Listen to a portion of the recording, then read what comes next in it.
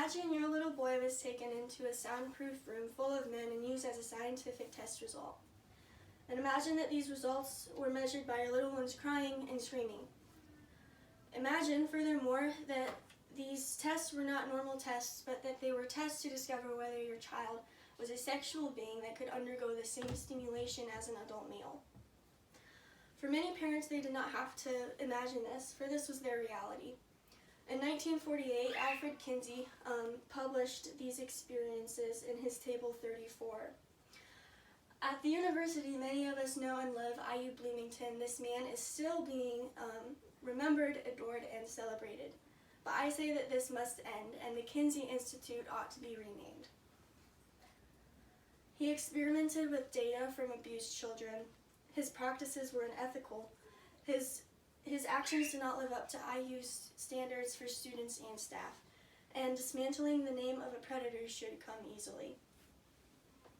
In her book titled Kinsey, Crimes and Consequences, Judith Reisman recorded that there were 1,738 young boys' experiences of being sexually assaulted by adult men, documented for and some by Kinsey himself. And 7 girls were treated similarly. And this was all done only in the name of science and research. Additionally, Rex King, or Mr. Green, as Kinsey gave the code name to him, he was a habitual child abuser for more than 20 years. He also remains the largest contributor to Kinsey's child sexuality research. According to Jonathan Gaythorne Hardy, who was a Kinsey biographer, who appeared in Kinsey's Pedophiles, a documentary, he discovered that there were over 800 victims of this man, ranging from infants to toddlers, strangers, and even his own family members. Another notable offender would be Fritz von Balusek, who was a Nazi pedophile with over 50 counts of child sexual abuse. He was even tried with the murder of a 10-year-old girl who was also one of his victims, but he was never convicted. Disgustingly, he had open and frequent communication with Kinsey even while he was abusing children. Furthermore, there were no ethics in his research. Many of his actions do not follow scientific ethics. According to Reisman, Kinsey never followed up with children who were used in his laboratory experiments. There was no explanation for why he experimented a 5-month-old, and there was no time written down either. According to Paul Gabbard, who was a former colleague of Kinsey, who appeared also in the documentary, he said that Kinsey refused to turn in letters and diaries from his own research and of von Balusek's when they were investigating the murder. And hiding evidence in a murder is not scientifically ethical in any way. Gabbard also goes on to say that they went to prisons to find incarcerated pedophiles and to pedophile organizations to find research and experiences of child sexuality, but only from pedophiles, not actual children or regular American families.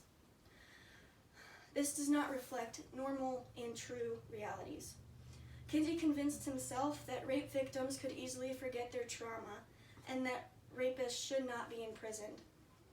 These conclusions came from horribly unethical researches. Now that we've absorbed some of the ignored ethical standards, it's time to talk about some of the standards that are still being ignored.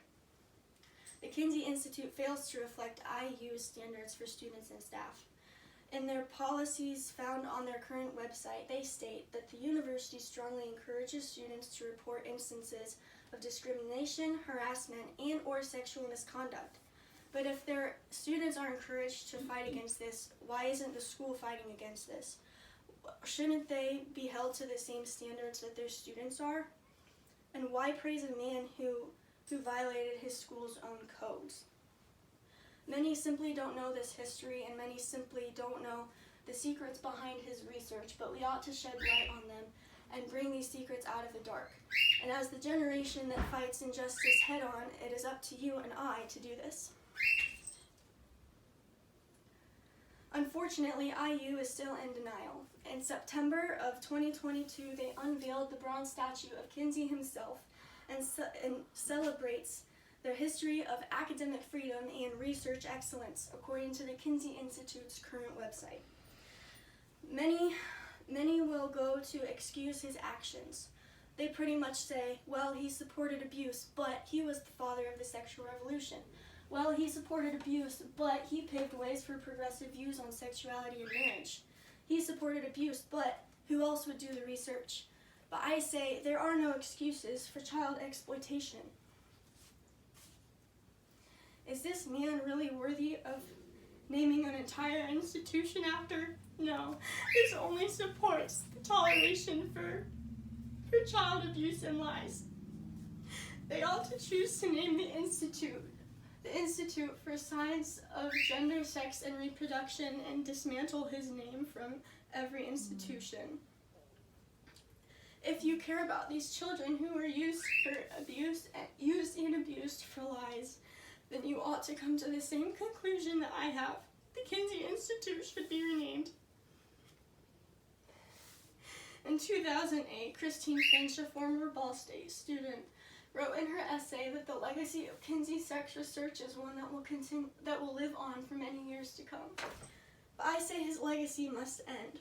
His name ought to be removed, and an apology ought to be issued to the staff, students, and family that were affected by his abhorrent research, his lies, and his open invitation to child exploitation.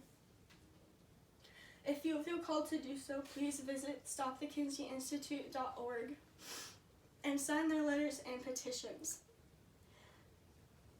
This is a small act that will reap great change. Thank you.